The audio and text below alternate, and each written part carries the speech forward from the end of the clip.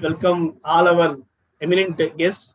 And especially, first of all, I would like to invite our program coordinator, Deepa Chaudhary, ma'am. Please, over Thank to you you, so ma'am. much.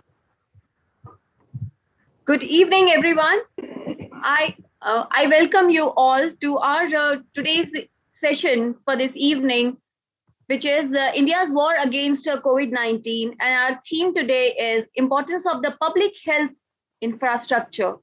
We have our four speakers. We have Professor Dr. Rajkumar Singh, Ms. Alka Kapoor, Brigadier Sushil Bhasin, Dr. G.C. Kavita.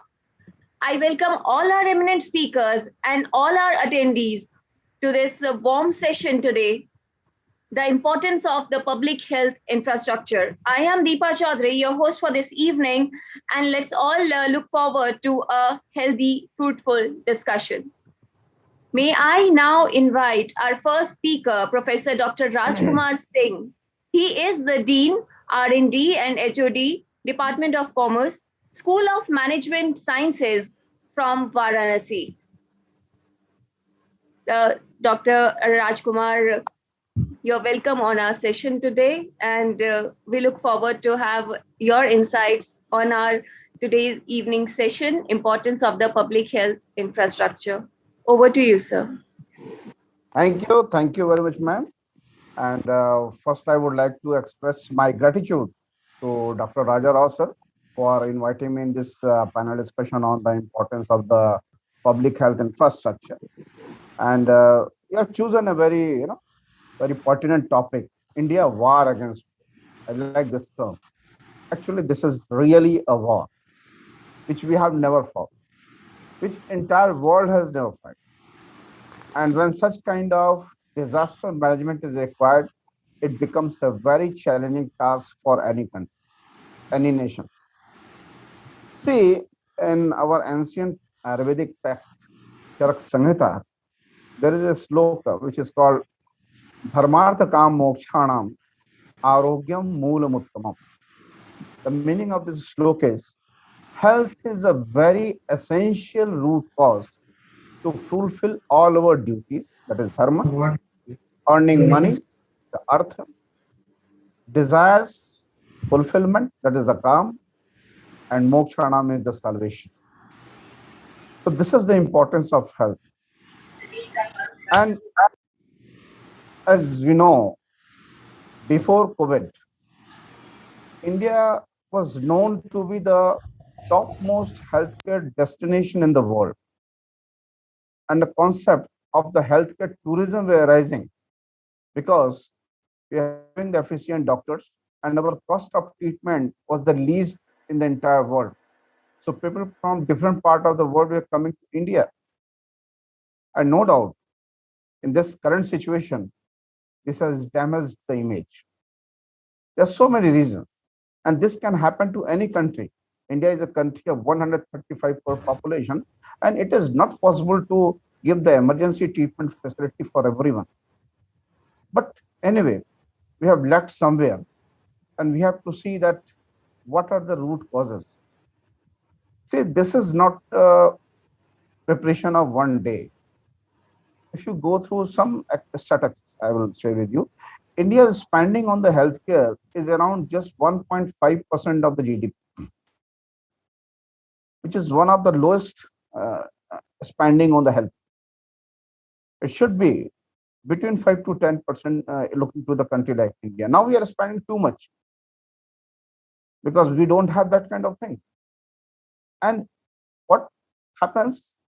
This has invariably led to a poor public health infrastructure in the country, where the people are facing to spend more on the medical expenses. More than 80% of population of India still does not have any significant health insurance coverage. So it is just a failure of both the healthcare system as well as the healthcare management. We have seen that major issues, so many lives we have lost just because of insufficient supply of the oxygen, beds, medicines.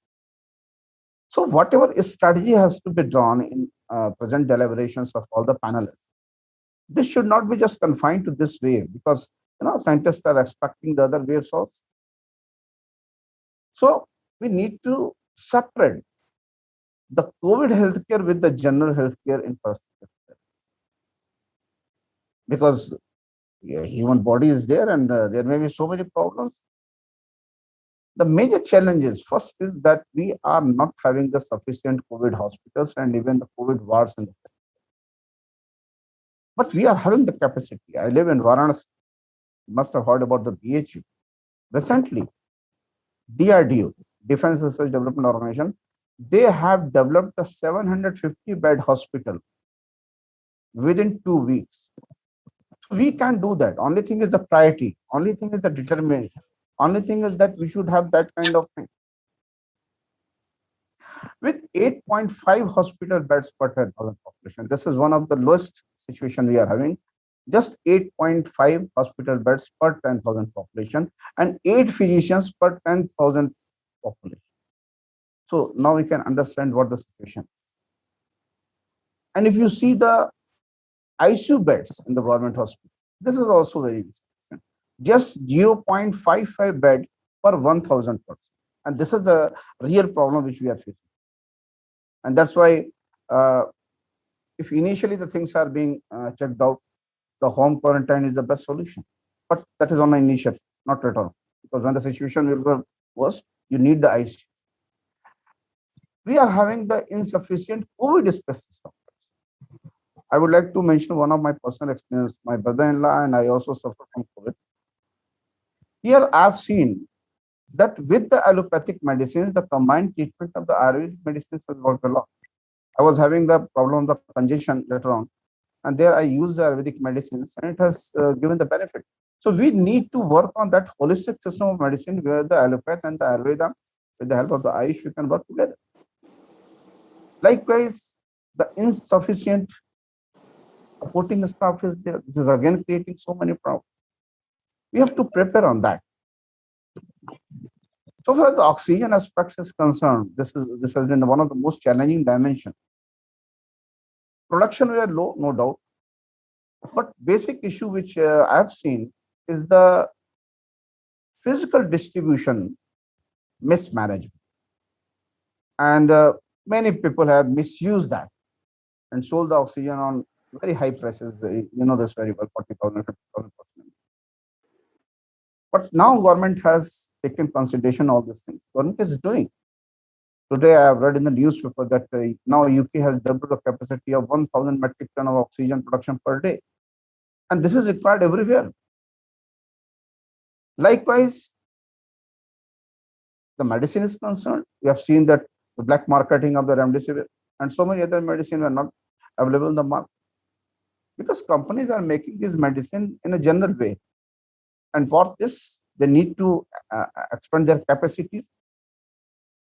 So many raw materials. This is where actually the real concern is. We have been dependent on China on so many raw materials of the medicines. And the self-reliance which has been emphasized last year, Atmanirbhar Bharat, I think first we should Atmanirbhar in this way, because this is where the life is.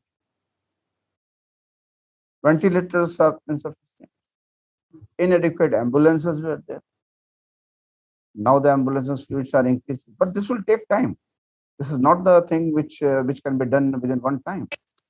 Even our testing time were quite high. And unnecessary formalities in the beginning. Now the government is relaxing all these things. This time what we have seen in the second phase, that the virus were not affecting first on the throat and then on the lungs. This time they were directly affecting your lungs. So even if your report is not positive, you can suffer. So we need adequate CT scan facilities where we have to avoid the contamination of. And some moral and ethical aspects. So many hospitals we have seen the complaints that they were charging very high prices. And now the government, especially I'm in UP, the chief minister has ordered them that, okay, you make the charges transparent, that how much your charges are, so that the patient can take decision, proper decision. There should be a lack of transparency in the treatment process and the cost of the medication. We have to think about that unethical medical practices. Vaccination, it's good enough, but today we are seeing we are lacking that because of lack of the raw materials supplied from the America and other part of the world. And we need to, although government is working in that direction, and they have given a license to 3 4 more companies so that the this vaccine production can be increased. But this is a long time phenomenon. There is a controversy now also that some people are saying that okay, it should be openly licensed and this formulation can be given to every pharmaceutical company. But this is not possible. If this will happen in the long run, why a company will spend on the research and development? So yes, with their patent and with their copyrights and with their protection of IPR and giving a price out of that, this should be diversified, and now it is being diversified to other pharmaceutical units also. And we need to work on that. There's a lack of cleanliness in the hospitals. This is one of the issues creating more and more infections. And we are seeing that there is improper disposal system of the PPE kits and other things, which is creating infection. And there's no proper fooding facility. People are afraid of going to the hospitals that they will die. Automatically, they will die because of other reasons, not just because of COVID, because of other reasons. So there a proper collaboration with the NGO must be there, who are supplying the foods to different hospitals, the COVID hospitals.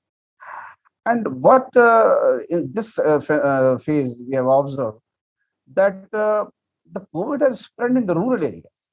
Normally, the COVID infections were not in the rural area in the last time.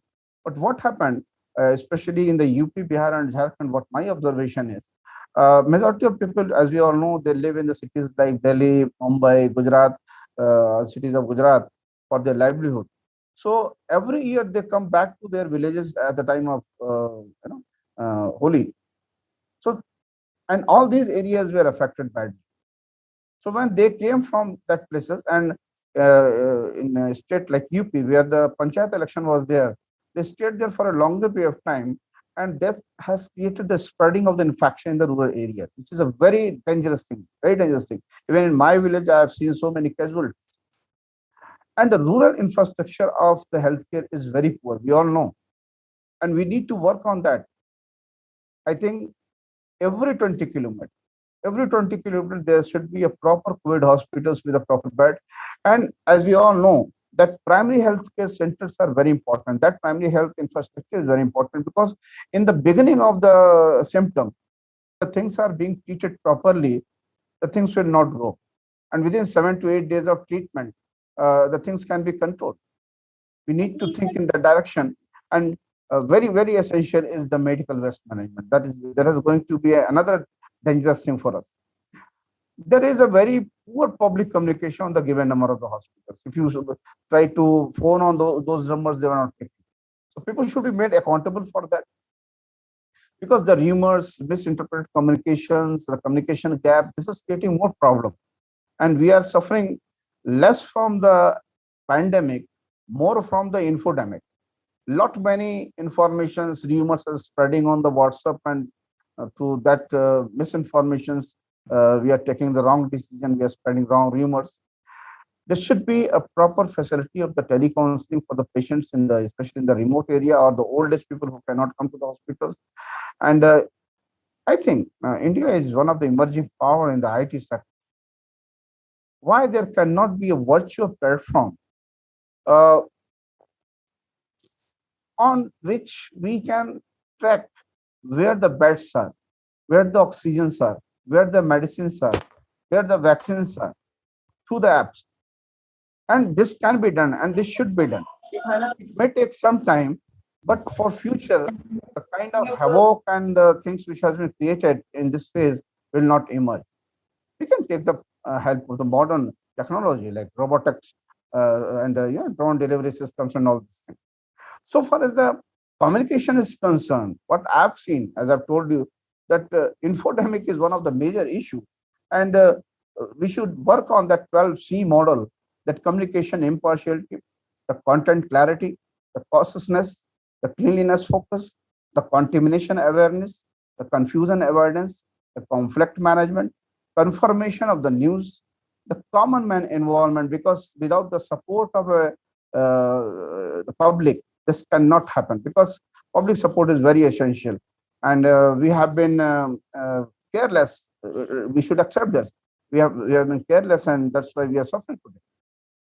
Because every government, every administration is having certain limitation. We need to be careful. We should always remember one thing, that still there is no 100% solution.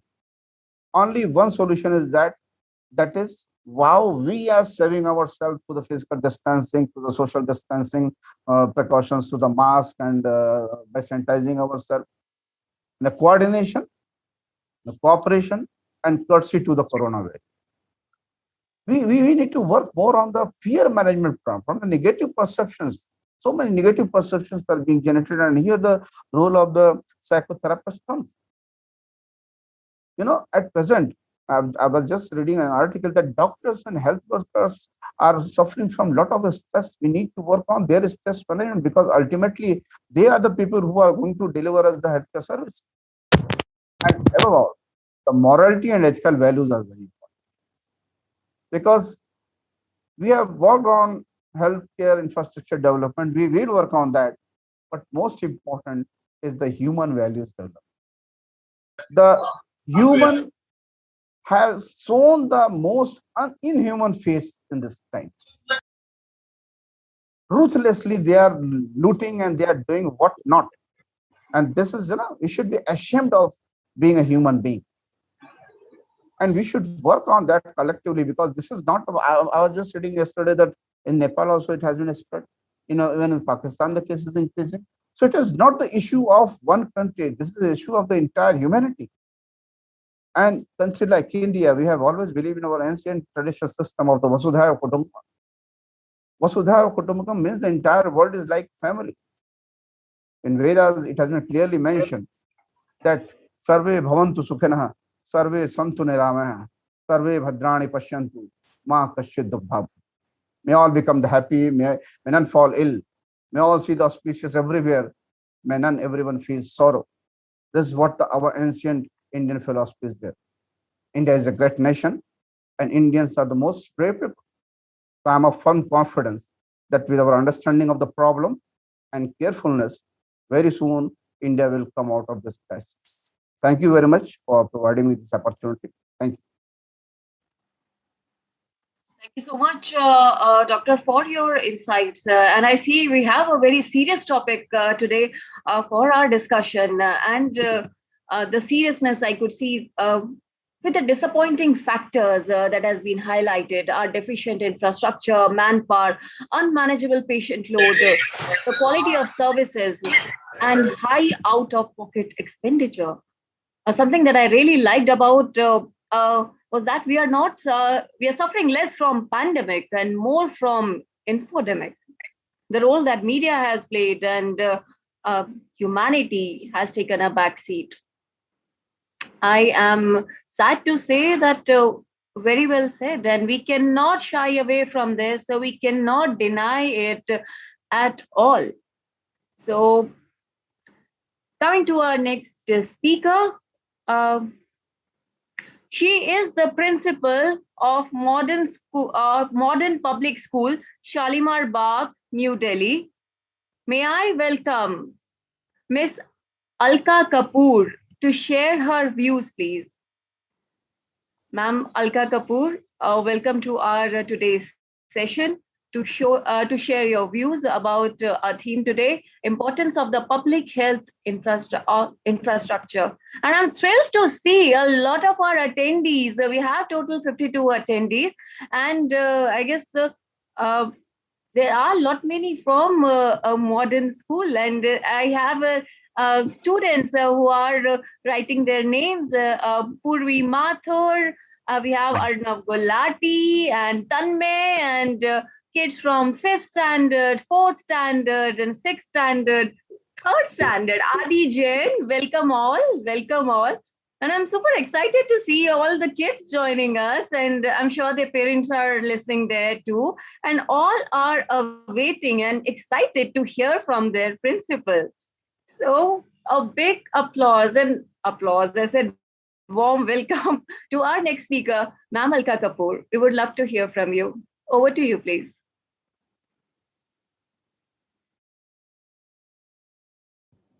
Thank you, Deepa. Namaskar, everyone. At the outset, I would like to thank Mr. Raja Rao and the World Peace Commission for reaching out to me and inviting me to be a part of this discussion on India's war against COVID-19.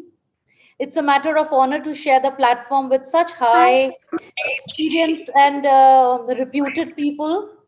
And before I go further, may I request everyone to please put themselves on mute, because the last participant was demonstrating a lot of patience while he was being disturbed. So I don't want that to happen to the other participants. Please, I request everyone to put yourself on mute, or the admin to put everyone on force mute, please. Thank you so much, ma'am. You actually took what I was about to say. And Thank you, actually, Deepa. Yeah, sure. So, the topic today is extremely relevant in today's scenario, where we have realized the importance and need of a strong healthcare infrastructure now more than ever before.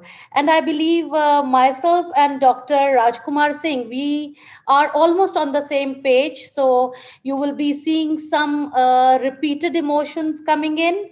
And in fact, I strongly believe that a strong education system and healthcare system are the backbones of any country.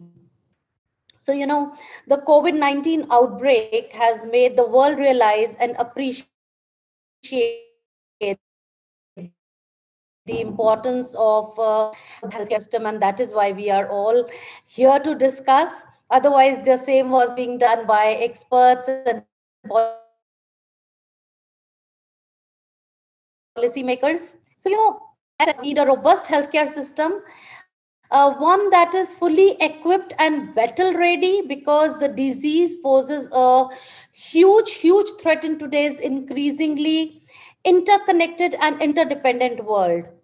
So let me ask a question. When was the last time we all sat down and had a conversation about how the government should focus on building the health care structure, and what percent of GDP should be allocated to it? Because till now, everything seemed to be fine. And all the planning, as I said earlier, was left to the experts and the policymakers.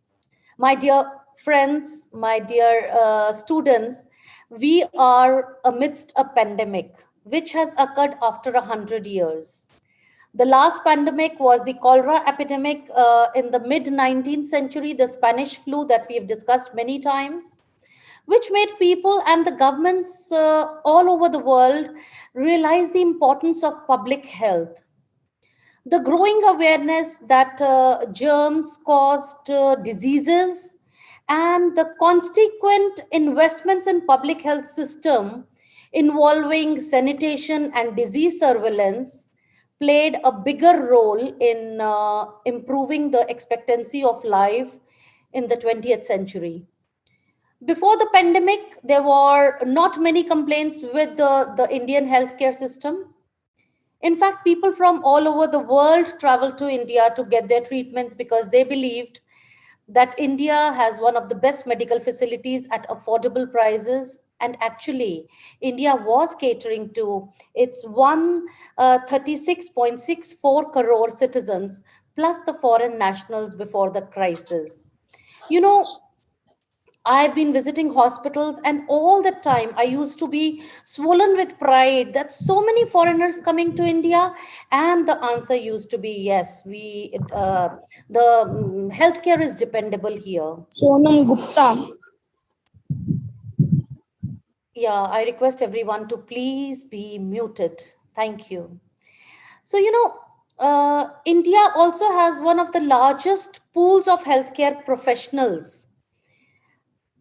It is estimated that India is the largest supplier of migrant physicians in the world. According to a study by Dr. Rita Sood of AIMS, India produces the largest number of doctors than any other country in the world. The National Medical Commission 2019, which aims to ensure the availability of adequate and high quality medical professionals, is also a step forward in this regard. Further, our robust generic pharmaceuticals account for the production of several medicines at relatively lower prices. You must have noticed whenever you tell your relatives who are living outside of India, we are coming to your country, what do you want us to get for you? And they say, please bring medicines, because medicines in our country are very, very expensive. So I'm proud that India has been able to supply medicines at a very nominal cost. Yes, the past 1 month has certainly been a very difficult one for us. We've seen shortages of beds, oxygen, ventilators for the ones who have been in need. But I request you to stop and look back and see for how long we had to face this issue. Within a month, the problem was resolved. And the number of deaths due to COVID started its downfall. Before the panel discussion started, in a very candid conversation with Brigadier Sushil, I was asking, how are things in Mumbai? And he said, yeah, they've settled. So Delhi also, we see the downfall in the graph every single day. So I think things are on the stage of settling down.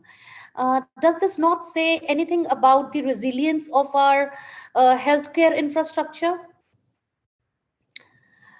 See, it won't be an exaggeration to say that my country was bleeding and the health infrastructure itself was on the ventilator. But how?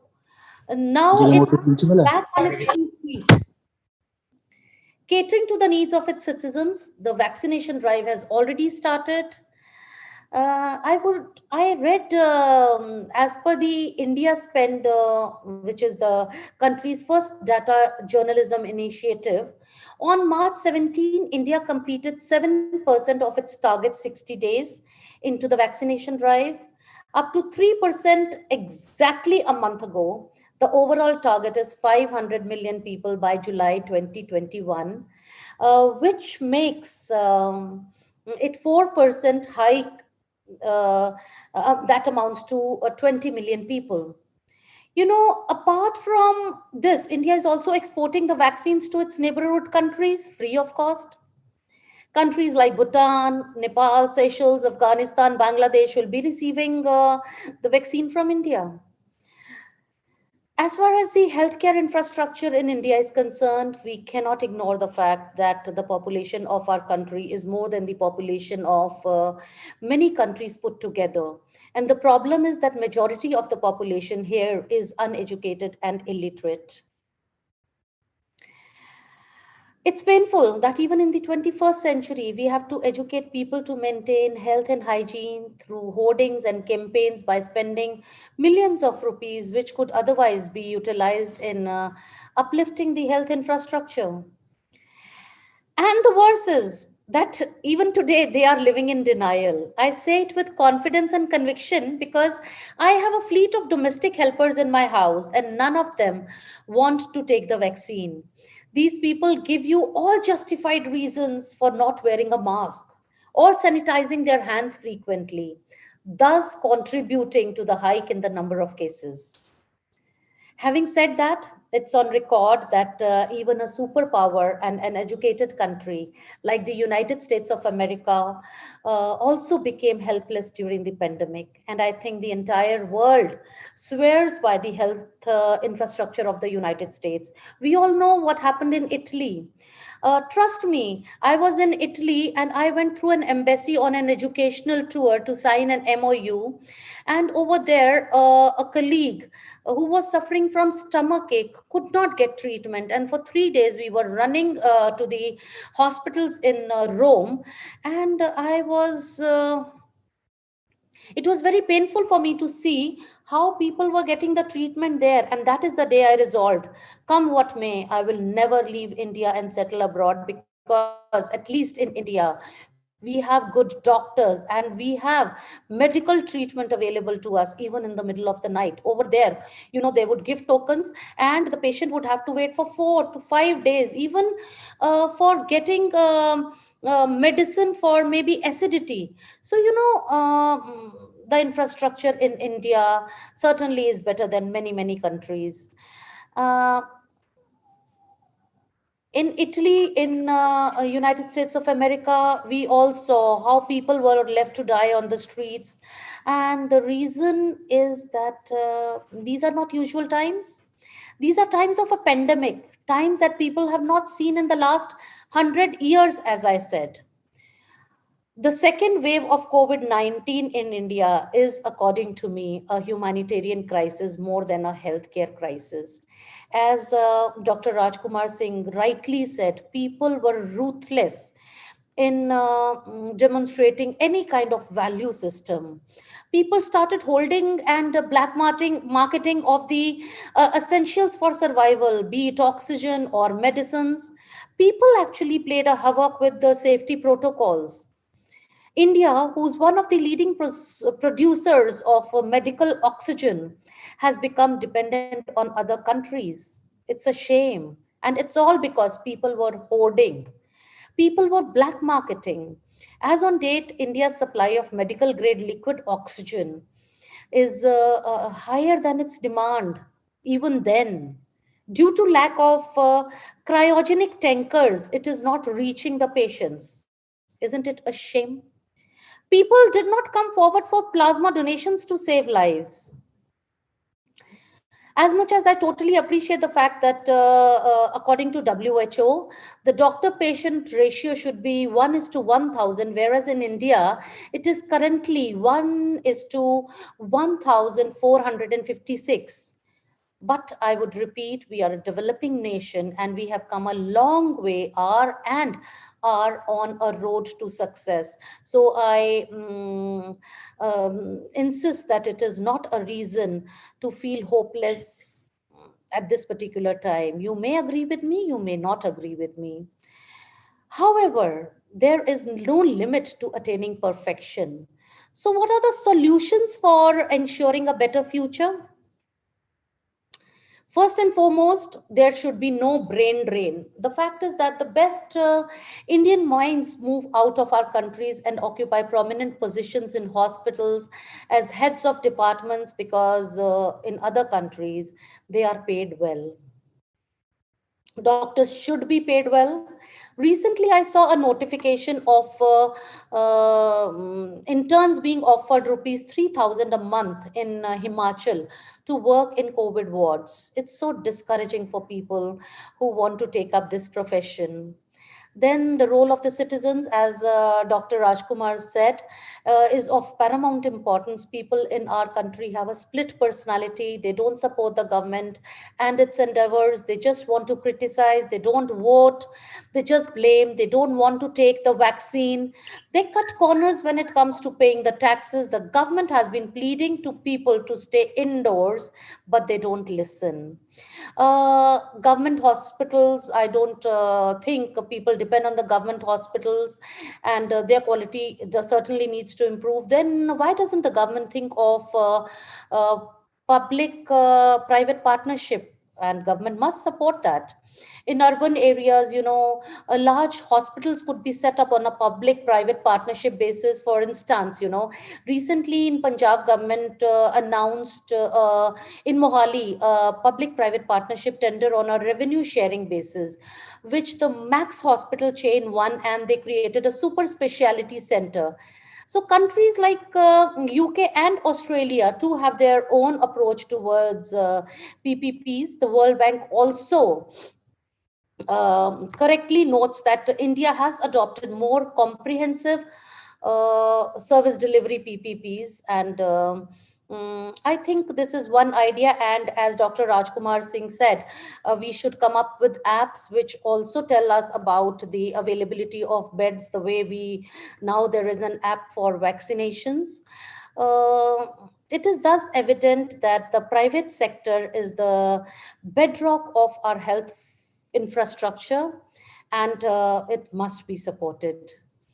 A quantum increase on the state government allocations. I agree with Dr. Rajkumar Singh that this certainly will help. States must increase their allocation by 1% every year, and this will help in reaching the recommended goal of 8% in 4 years. It will be in the fitness of things if the budget of healthcare is increased, which I'm sure is not going to be easy because a lot of expenditure has happened during this wave. Any additional expenditure would impact the economy adversely. So I think that's a big question mark. Then upgradation of government hospitals, as I just said, for whom private healthcare is just too expensive and often even geographically inaccessible. It's important that people start trusting the government hospitals for good treatment and comfort. So establishment of all India institutes of medical sciences in many cities is certainly a good step forward in this direction, which is being taken by the center. I agree that we have challenges of the healthcare system, which is lack of awareness, as Sir said, lack of access, workforce shortages, which is a big, big concern. And that is why I say no brain drain. And as Sir rightly said, there are no enough beds and ventilators. This certainly can be improved. While the country deals with the COVID-19 outbreak, it will not be wrong to think about how the healthcare system can be made stronger, more resilient, and more reliable than what we presently have. And that is why I really appreciated and wanted to be a part of this panel discussion. Now that we have faced a pandemic, it will be in the interest of public at large if these points are addressed for future. I would rest my point by saying that during the pandemic, nothing can ever be enough. And we have seen that. I also take pride in the fact that in India we have Ayurveda, we have naturopathy, we have homeopathy, and must work on increasing our immunity. The pandemic has clearly taught us the value of natural oxygen, which is free. We have seen how heavy the price for oxygen in hospitals can be. So we must also work on growing more trees for natural oxygen and resolve to protect the environment. And this can be initiated at school level from, with the tiny tots itself. So India was able to have the first wave that came in 2020, and life was seen coming back to normal. Malls, offices, shops, everything started opening. But like me or not, this deadly second wave in India, then a pandemic. India is a victim of a bio-war. Think about it. My heart bleeds for those who have lost their near and dear ones, and I pray to the Almighty for happy and safe times to come again. With this, I thank you all to speak my mind and heart out.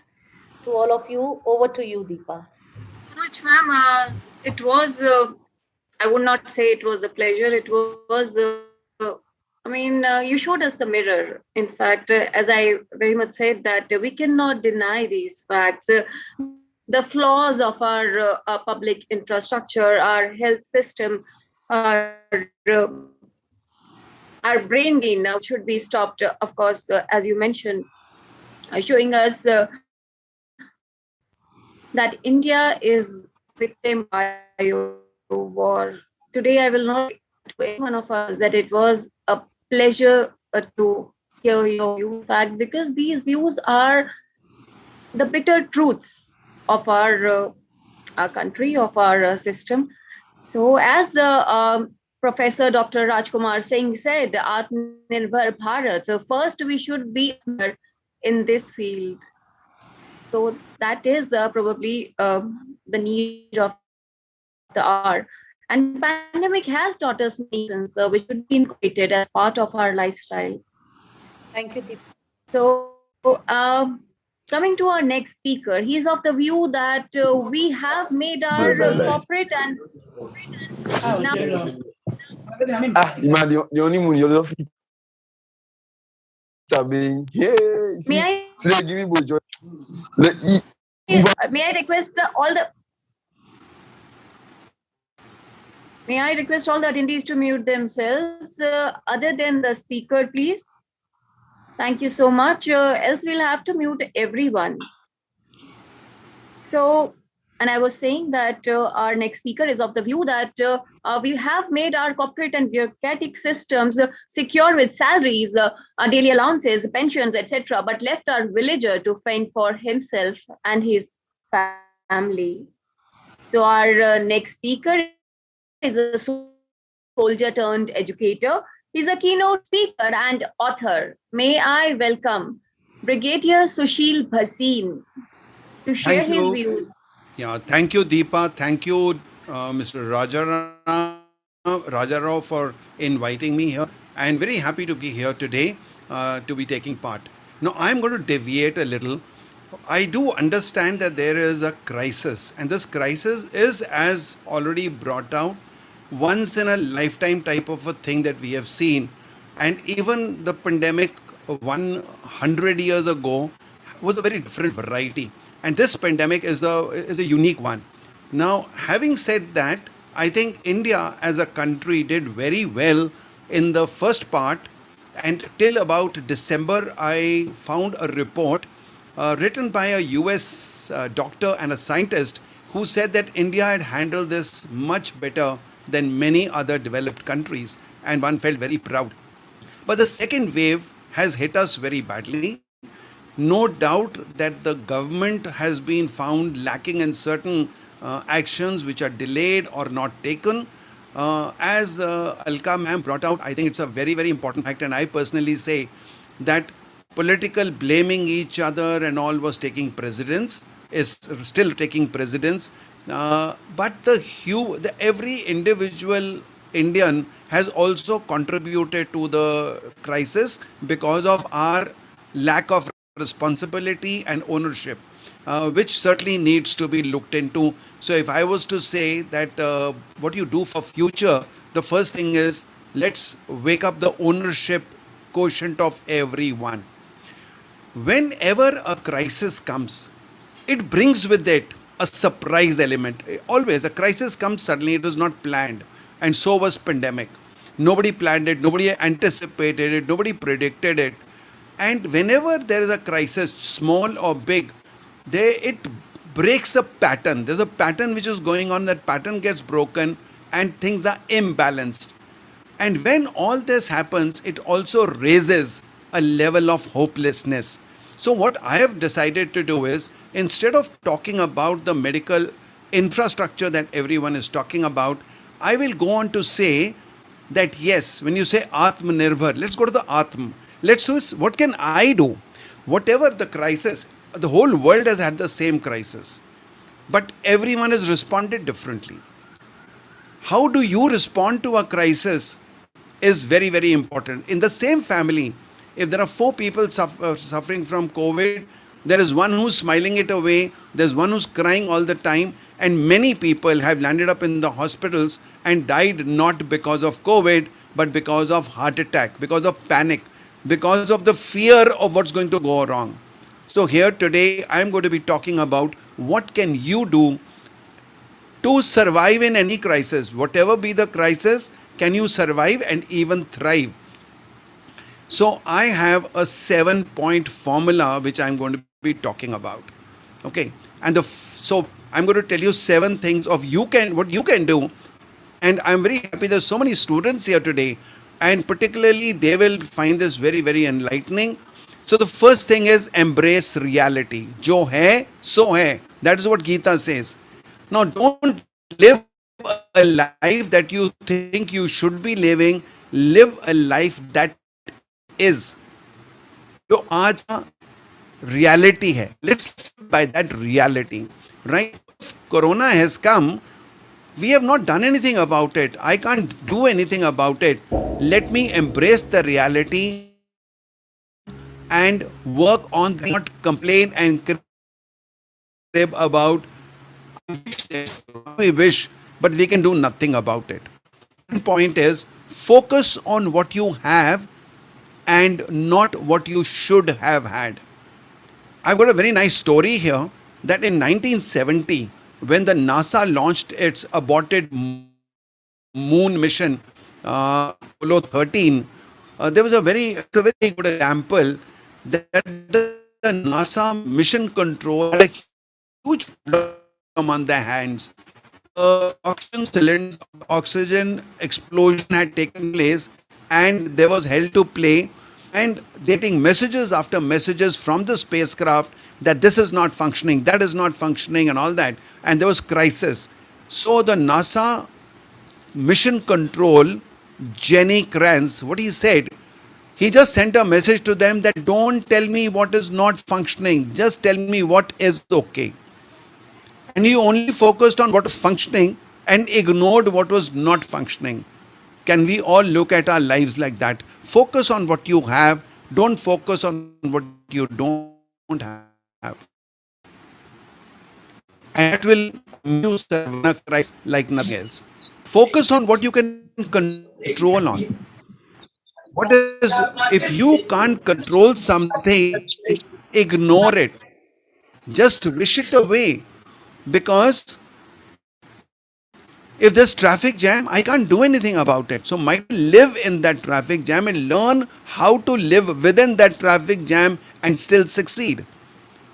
I think today's children have to learn this, that we are in an environment where a lot of things we can't control. So we must learn to live in this environment the way it is and not the way in which it should be. The fourth one is start with here and now. What is it that is here and what is available now? Don't look at what used to happen. Don't look at what will happen in the future.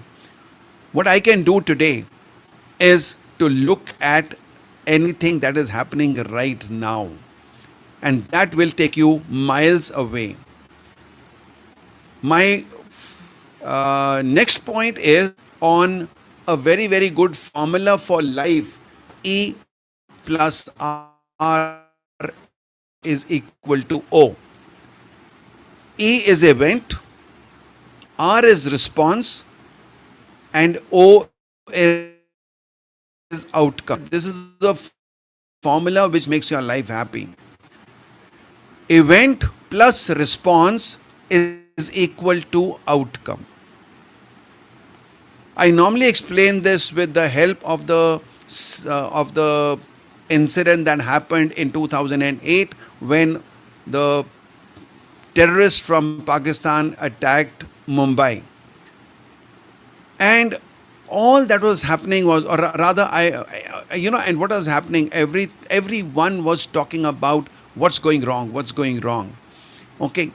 So I remember that there was a person with a mic, a news reporter, and he went into somebody's car and he said, what is happening? He said, Bombay is a horrible place to live. Sorry, it was not about the, sorry. It was about the floods of 2005. I'm sorry, I made that mistake. When there were floods in 2005, so this chap says, it's horrible. Bombay is not a place to live in. The BMC is bad. The government is bad. It's bad. And the news reporter got a little fed up. He went out, went to another person. He says, sir, what do you say about the situation? What's the situation? It's so bad. He went to, and he says, sir, how do you find this environment? He says, beautiful. It has rained a little more than it normally does. And the cameraman, that reporter, he focuses camera on the co-driver's seat where there is a thermos flask and there is a casserole. And he says, so what is this? So he says, yesterday, the whole day while getting back to home, I could not even get a cup of tea, and I'm very fond of my tea. So this morning I had to go out, and my wife said, don't go out in the TV. It's saying, don't go, step out of the house. But he said, no, I've got very important work and I need to go. So he says, my wife has given me some tea, I've got some sandwiches, I've got some magazines. So when the car stops, I'm reading my magazine, I'm listening to music, I'm enjoying life. And when it's okay, I move ahead. I can't do anything. I know that what normally takes me 1 hour, I may take 6 hours to reach my office today. It's okay. The point is, event was same for everyone, but the outcome was different. And what is different is the response. So can we learn how to respond? That is within us. That is 100% in our control. So if we can learn how to respond, everything will be great. The sixth point I'm talking about is taking timely decisions. As I said, all these surprises that demand quick decision. So when Corona came, you all saw that there was a flattening of the curve that we used to be talking about. And that was that the infrastructure, whether it was the hospitals, the ICUs, the ambulances, the nursing staff, all that had to be done faster than the rate of the growth of the virus. And we did pretty well in that. We did manage to bring up our infrastructure and control that beautifully till December. But now it's easy to blame everyone, but the numbers have, something that nobody had imagined. And even if we had catered for a lot of more oxygen and all, these numbers could have, taken anyone by surprise. So take timely decisions in your life, don't and act. Some people keep thinking, they don't act. So if you don't act on time, you miss out opportunities and they never come back again. My last point is to sum up all this and say that when you are in crisis and you've got a clear understanding of it, you know what is within your control, you know what is that you can do, you can plan your future, you can take timely decisions, and when you made a plan of how you're going to do your bit in solving that crisis for yourself, then is something called self-discipline.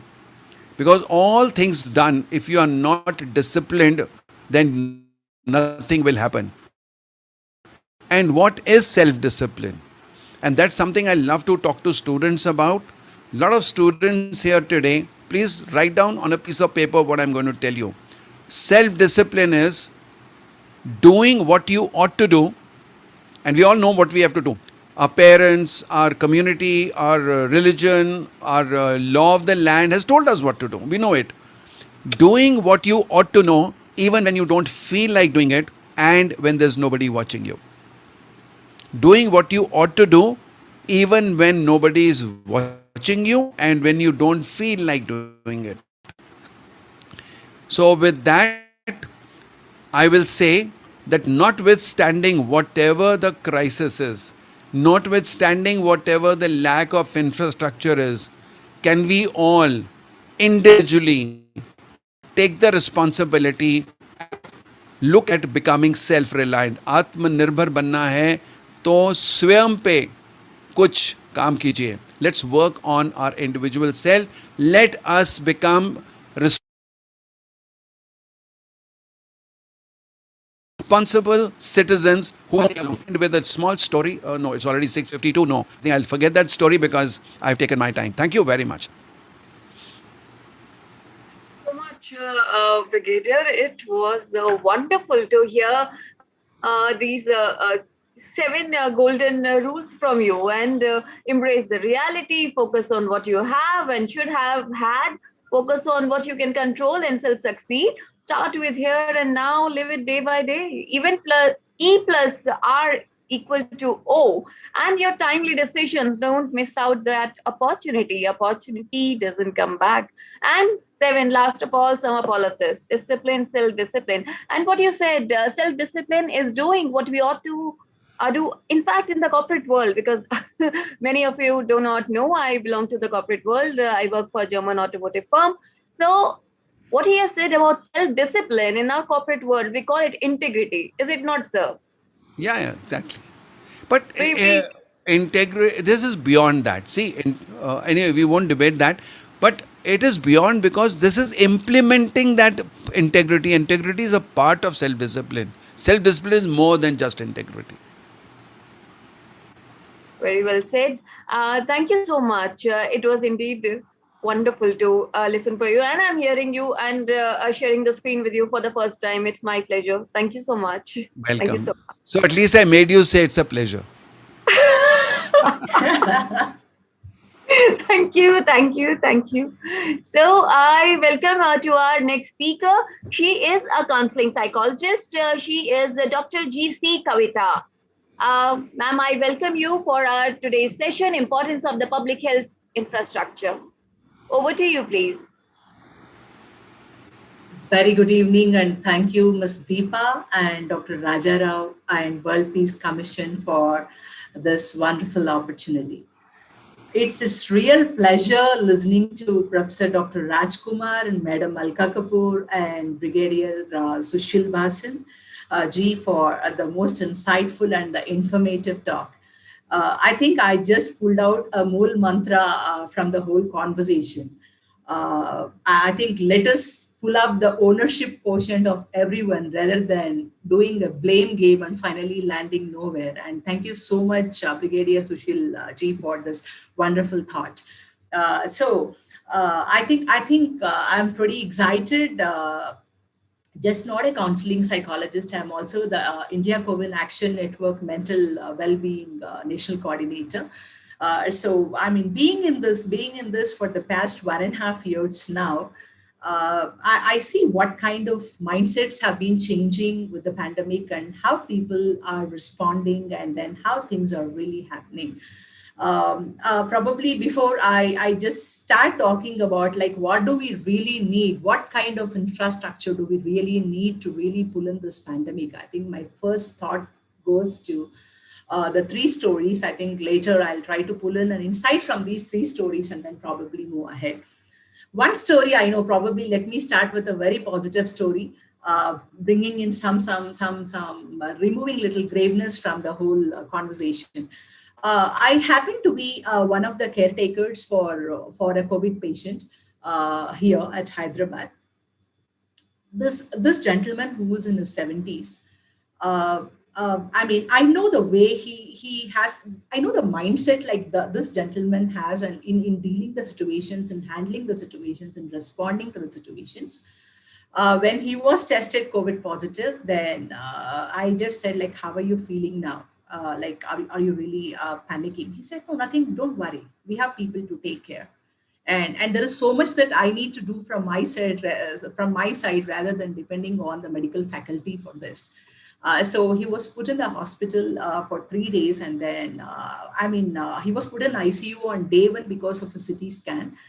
Day 2 he was shifted to the room, and then I just went to have a talk with the doctor to understand like how did he find the patient, like how was the patient improving. The first thing that the doctor told me, "Dr. Kavita, I'm so glad you got him here." I said, "What made you say so, doctor? I mean, I don't find it very positive to hear this from you." He said that for the past 1 year, we are so anxious and stressed out with patients and all that negative emotions that keep cropping in, that this gentleman whom you have got, a 74-year-old man, cracks up jokes. He talks to the attending faculty, and he pulled in a spirit with them that we feel that we need people around because it's been long time that since we are back to the normal human form. I said, "Oh, wow." He said, I really don't wish him that he's here, but at least at times you kindly bring him here such that, we keep talking to him and then he boosts us up, to really do that. Then I said, "Oh, wow, this is so good. This is so good. This is so wonderful to know." I give you the case 2. Case 2, we have lost the person. The person already had a pre-existing OCD problem with cleanliness. Like all the time, because I know the person for the past 25 years now. whenever I go home, whenever I go to their home, I always see her either with a dusting cloth or either with a mopping cloth, cleaning the home all around. I still remember the day I used to joke with her, "Auntie, this is what is going to really trouble you at some point of time in your life." Unfortunately, she was tested positive and put up in a hospital.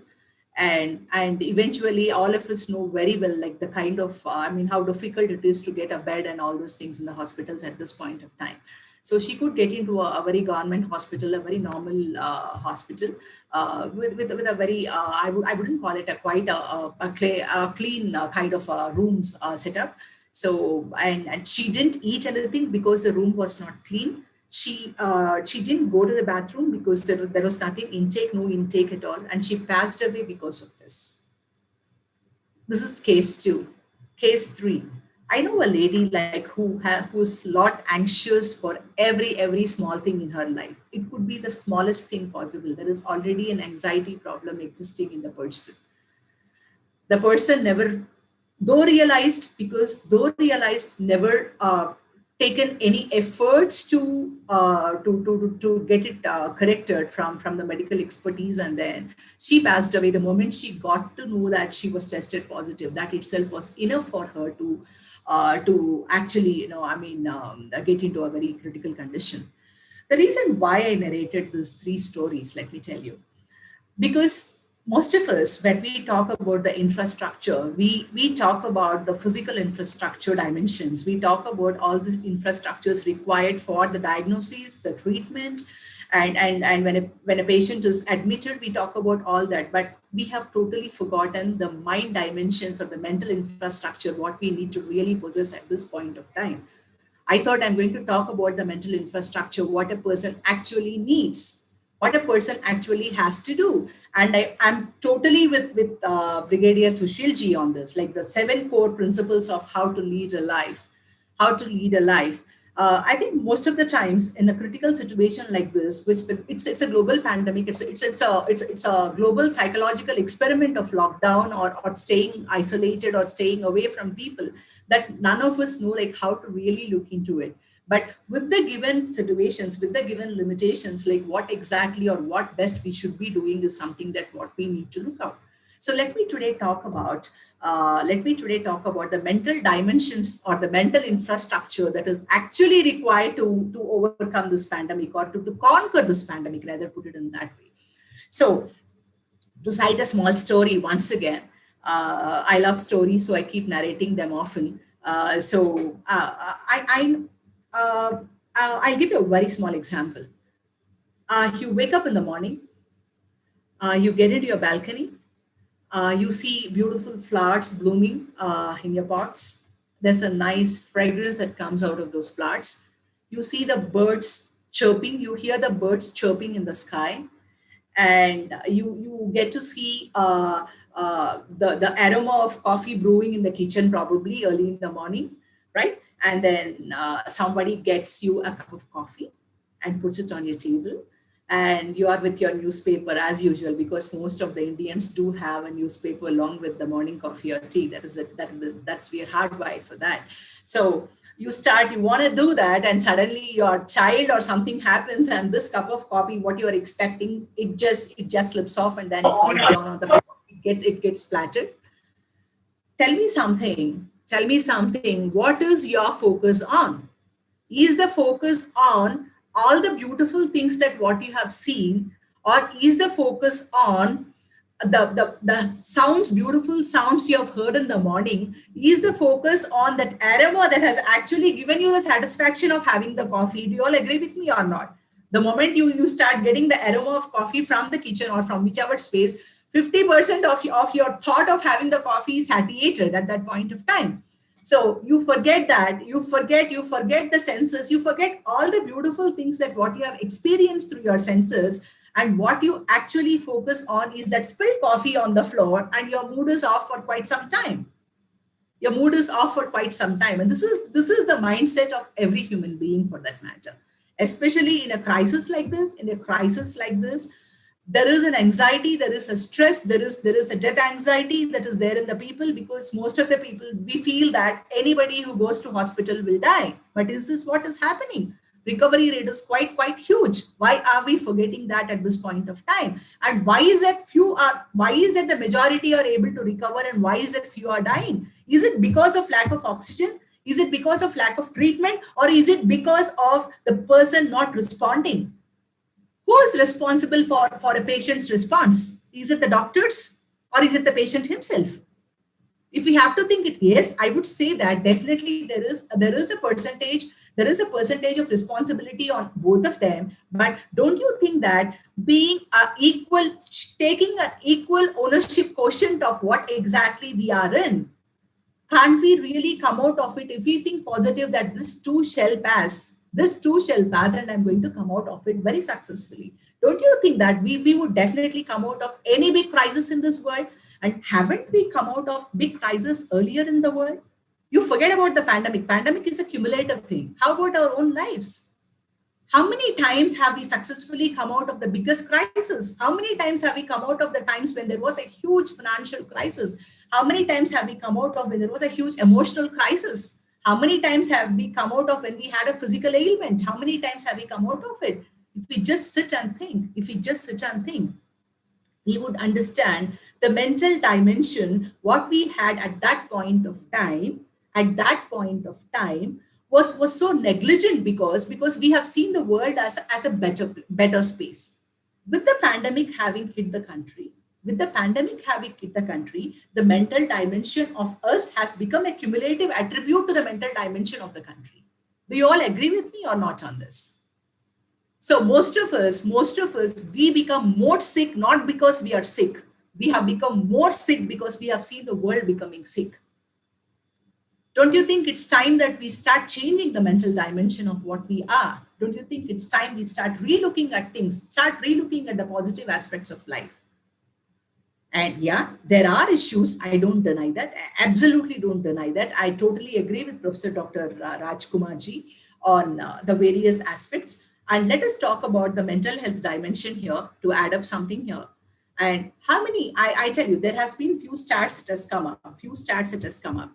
WHO has actually defined the health as just not the absence of a disease, but a state of well-being.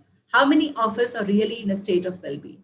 How many of us are really knowing that this 24-hour span of my 24 minus 8 hours of my wake-up time, how many times have I been happy, or how many times have I been looking at beautiful things in my life that has happened to me right now? How many times have we used all our senses to understand our life? How many times have we seen the good things happening to us in our life? Yes, the global pandemic definitely has reflected few gaps in the country's mental health system or the physical infrastructure or whatever it is. But don't you think a human mind is much more stronger? Human mind is much more stronger than the crisis. Don't you think that a human thought process is much more stronger than the crisis? And let us think back from the evolution, like how we have, what we are today from what we have been earlier. Let us start with our forefather, the early man. What did he have? And how did he come out of this? And he is the one who has given us the inspiration to come to what we are today. And how did that happen? Is it not the mental dimension that is responsible for that?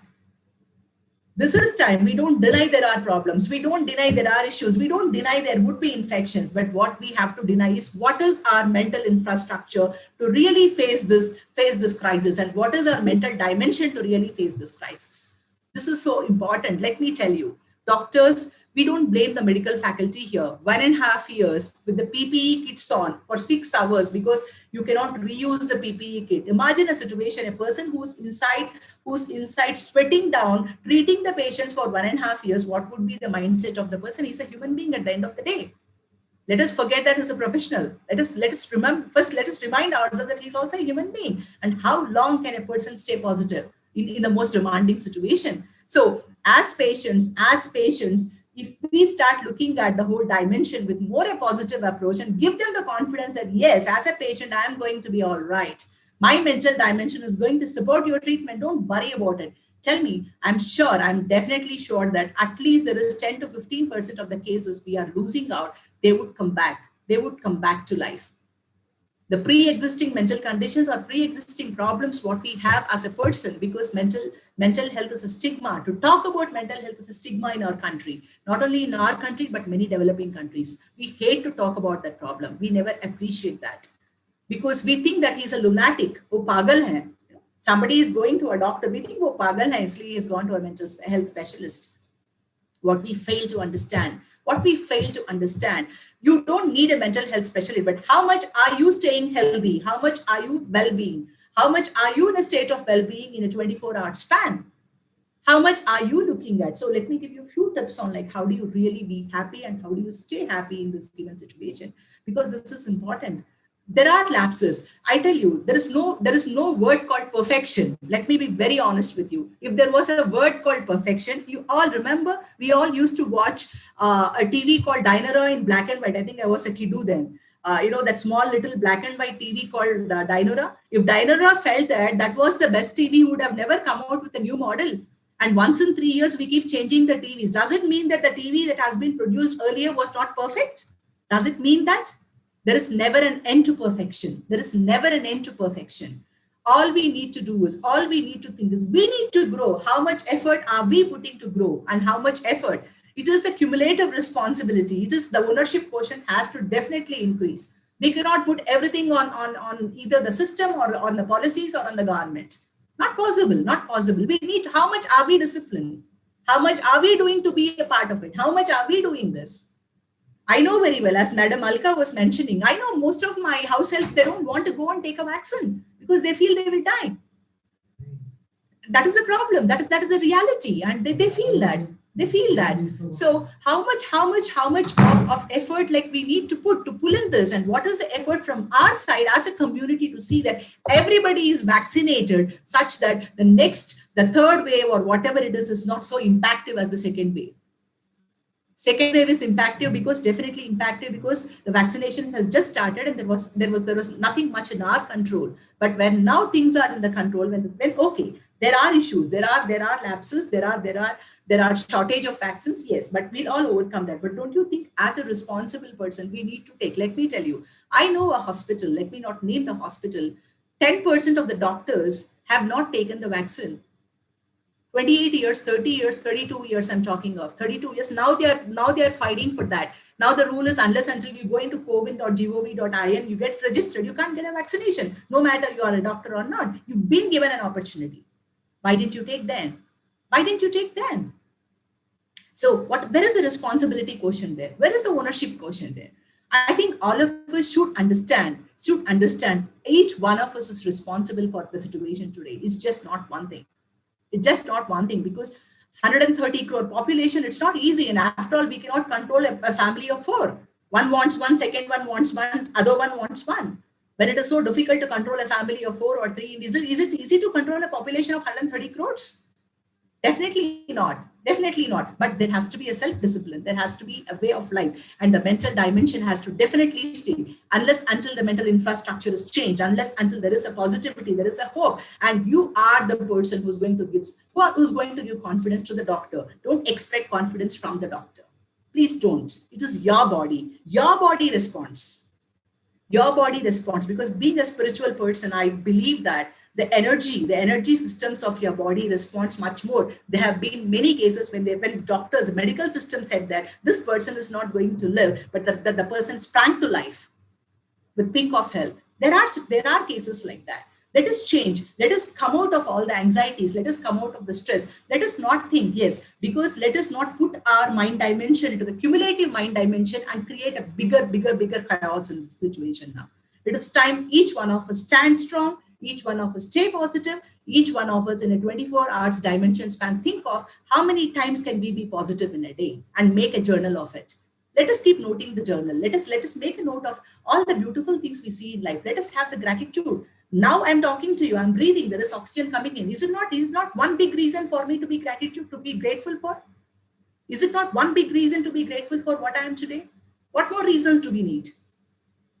As long as when a person breathes, as long as the oxygen goes in, you always have an opportunity to earn. You always have an opportunity to become better. You always have an opportunity to establish relationships. You have an opportunity for everything in this life. But first you need to breathe. Don't you think this one aspect of being grateful or having gratitude for what we are today, is it not enough to live happy?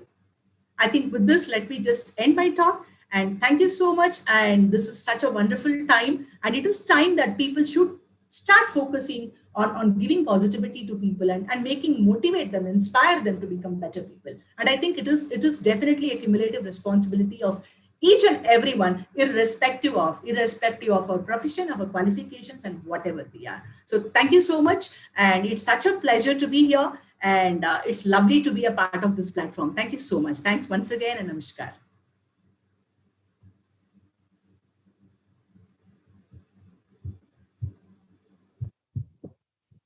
Deepa ma'am, unmute. Am I? Sorry, I use some earphones, which I guess have stopped working. So I was saying, wow, you were, everything said was like you just became the devil's advocate, and you were like, no, everything is at its own place, and you just need to take care of yourself and mental health, and it's all there in the mind and everything. And we were like astounded, and we were like, I just couldn't blink, and the energy that you had to validate your point was like astonishing. And the way you had all your views, and I was like, duck, 1, 2, 3, 4, and I was like, where is our theme today? Where is the importance of the public health? Importance of the public health infrastructure. So it's all about your well-being, and your mental state is all that matters. I think we need to have more sessions from you, and some interesting good topics, and which will surely be referring to Mr. Raja Rao. So we should actually have more sessions from on some other different topic. And Ma'am Alka Kapoor. So now that she already mentioned that, I guess the psychology is also a subject nowadays in schools, and right. I studied in Cambridge School, Srinivasapuri, Delhi, and we had one of the optional subjects of psychology there. Yeah. And I think it has to be inculcated right from the school level, right from, what are your views on that, now that he's so much stressed on that? Yes, of course. It's all about your positive thinking. We say it all the time. Your life turns out to be how you want to see it, how you want to look at it. Send positive vibrations to the universe, and positivity is going to come back to you. So we all keep talking about positivity because there are people who would like to see a half glass full, and there will be people who will see a half glass empty. So it's just your perception, There are people who look at the grass being greener on the other side, but then there are people who like to mow their own grass and make it green. So it's all about your outlook towards life. And as Brigadier said, it's about E plus RO is equal to O. So it's always about that. And we say it all the time. I have done... made a world record on mental health and well-being, and it's UK world record, which was attended by 6,000 students. And of course, I keep doing it all the time because I personally, before the beginning of the session, I told Mr. Raja Rao, I'm sorry, I will not criticize. I think you must have heard it. I said, you like it or you don't, but I don't criticize. So whatever it is, we have to make the best while the sun shines. So, that's my outlook towards life. And I believe that's the outlook of my team as well. And it was really nice being in your session. I love the energies of all the speakers, and certainly a great learning experience for each one of us, and great points to take back home and reflect, and to ponder and to follow for the rest of the life. Thank you so much. Commendable, Ma'am Alka Kapoor, that you joined us. And it was, an amazing experience. And when I say, this thought was coming to me, I'm sorry that we are already short of time, and we were like, we were stressing so much on our mental health and our willpower and determination, and the strength lies within us. But what about the media? What the scenario they were cultivating and showing all the time, everything, the same news. It's all about the media. The media had a particular role, responsibility, and ethics attached to it in the past. People used to look upon the media, respect what was being said. But now I think every one of us, the first thing is, if you want to live a happy life, don't read the newspaper. If you want to lead a happy life, please don't watch the news, because they, for their own TRPs, are projecting everything that is bad, that is worse. And of course, again, it's paid media. At one point of time, you see everything against one minister. I think it's all rubbish that's the media is showing, demoralizing people, and more nonsense is being created by the media than it actually is. So that's what I feel. That's what Dr. Rajkumar... Journalism should be very, very honest, very, very unbiased, I should say.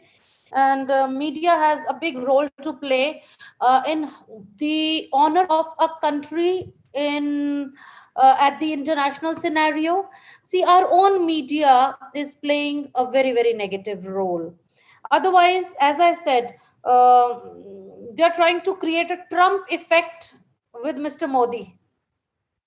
And as Madam rightly said, you have to step into his shoes once, for a month, for a week, for a day, to see how to control a population of big family of 130 crore people, with everyone beating its own trumpet.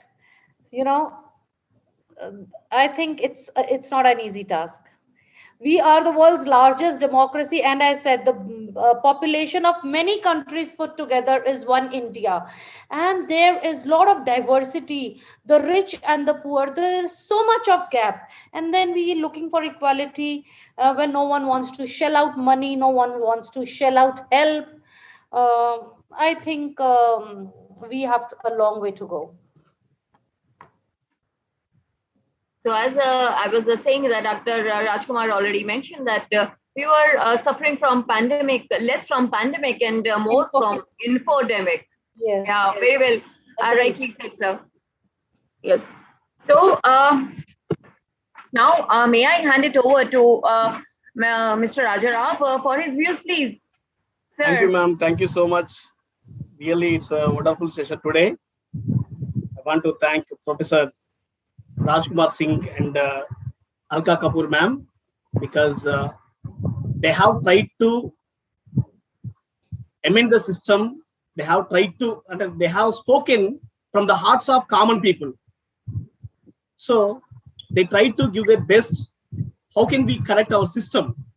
So I thank Professor Dr. Rajkumar Singh sir and Alka Kapoor ma'am taking the torch of the common man, because in the beginning of the session, you have spoken very well by carrying the torch of the common people and their suffering, by giving constructive criticism and constructive inputs. How can we better our society? Thank you, sir. Thank you so much. And giving a lot of inputs regarding the public health infrastructure. You have put some valid statistics for that. Thank you. Thank you so much. Then in the second session, we have two other visionary guests, Brigadier sir and Kavita ma'am. These two are excellent in different perception, because when they are listening to them, for me, it seems to be, it is the Mann Ki Baat program of Prime Minister Narendra Modi, because they have spoken from their heart. They have spoken from their heart. And they have asked us to work with our mind, because I thank Alka Kapoor ma'am and Professor Dr. Rajkumar Singh sir. They have spoken about the physical infrastructure at this moment we required for the nation. At the same time, Dr. Kavita ma'am and Brigadier sir have spoken about the mental infrastructure and mental ability that is be required to face the present consequences. Okay, thank you, sir. Thank you so much. These are your views, and they are excellent and fabulous. And I want to add my points here. So I object one thing here, that is, Prime Minister cannot handle 130 crore population. It is a wrong notion, because we may have 130 crore population, but we have the system that can handle the 130 crore population, because we have 30 plus chief ministers. We have chief ministers, we have governors, we have so many ministers, so many number of MPs.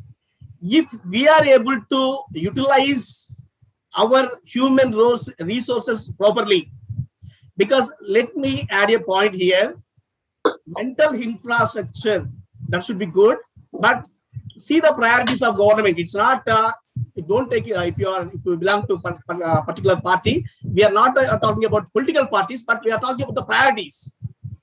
Central Vista, people dead in the river, people dead bodies in river. So politicians' priority goes to Central Vista. You believe it or not, that work is in progress, but we have served all the nations in the world with our vaccines, and we announced it as a great victory, and we proclaimed ourselves as a Vishwaguru to the whole world, not whole nation, whole world.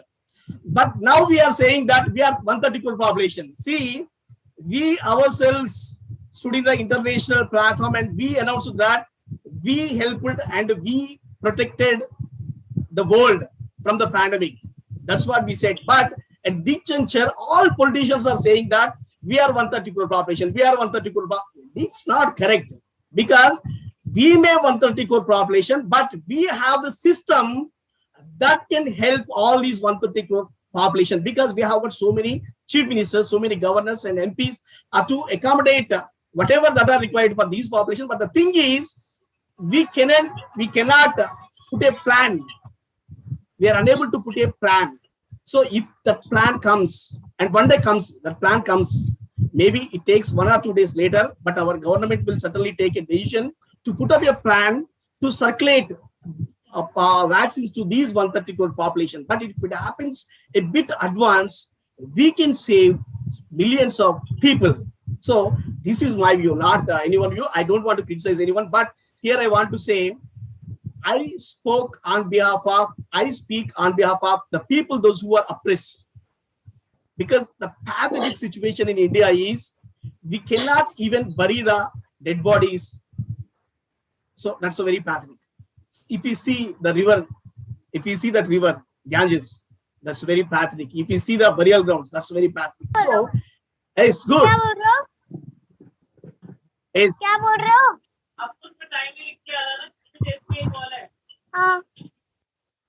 Please mute yourself. Thank you. Thank you. So when these things are happening, so we have to support people and we have to support governments. If something is wrong on behalf of people, or if something is wrong on the side of government, we have to criticize in a way that is constructive, because constructive criticism can give good results to people. So that's my idea. And I once again thank you, everyone, those who ever participated. Really, it's a splendid participation. I thank you once again. Thank you so much. Thank you so much. Mr. Raja Rao, just want to bring it to notice of that the vaccination plan is already out by the center, and it's a well-planned strategy, and I think everyone will get the benefit of the vaccination. Yes, sure. That's what and we are all expecting. 130 crores is not a big population if there is not a disconnect between the states and the center. So we need to join Yes, hands. it is politicized. The pandemic is politicized. Yes. That's the problem. So soon everything will be fine. It takes time, but during this period, a lot of lives are going. That's the problem. That's why we are feeling very sad. Certainly, Thank you. certainly. Thank you. Bye-bye.